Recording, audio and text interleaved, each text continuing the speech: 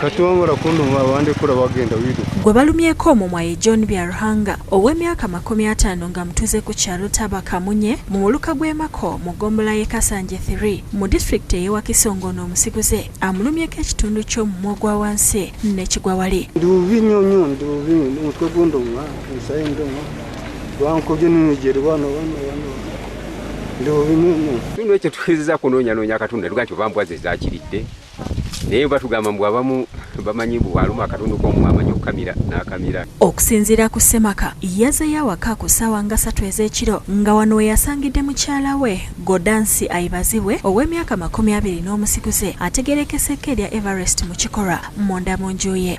Omusajja yayagala omukazi wange ulijo amukwana naye bankweka naye bamanye mbasirika naye omukazi kati egura anyonyedde bulungi obandi maraya ni buli maraya kati ngamba kunyita maraya wankwata deno nzi nkurawo n'omusajja nzi undimvire.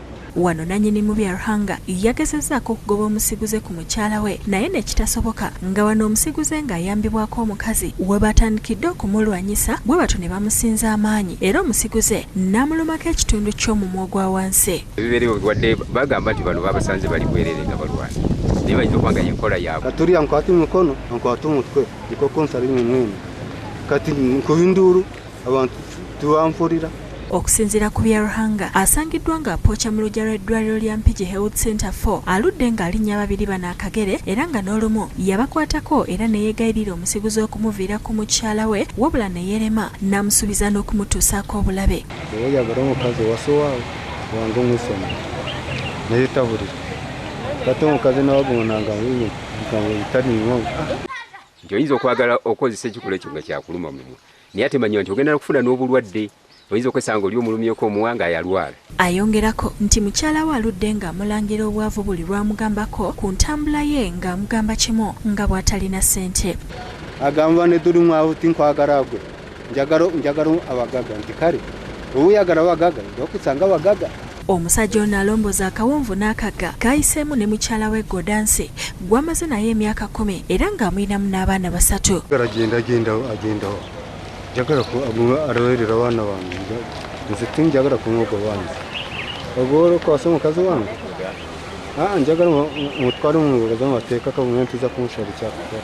Tutuuseko ku kyalo Kamunye awabeera abafumbo bano wabula Godansi tetumusanzeeyo nga yadduse n'abaana oluvannyuma lwa muganzi we okulumako bba omumwa. Eno twogeddeko n'abatuuze ne ssentebe w'ekyalo kino akirizwa Lusimbi ne balaga okutya olw'emize gy'abantu okulumako bannaabwe ebitundu by'emibiri eby'enjawulo ne babirya kye bagamba nti gwandiba muze gwa busezi. Abegako emyaka egiyise era waliwo omutuuze omu yalumako munne bw'ati omwana naye tegwatuukaawo kiba tekijja ng'ate omuntu omanyi olina bbaawo ate bakkaotidde mu kikolwa ekyo kati ate natuukako ku bulumi bwe buti. Ssentebe wa Lusimbi era ategeezezza nga bw'amaze okukwata omusiguze n'atwalibwa ku poliisi y'e Kasanje wabula n'asaba abatuuze okukomya okutwalira amateeka mu ngalo. Wakati oli omumwa gwe tugenda kuddawo ekiraba era y'ensonga lwaki tufuddeyo okulaba nti wamukwate tumuteeka ku poliisi. Joseph Kinobe yakusakidde eggulire lino ku Rwabukede TV.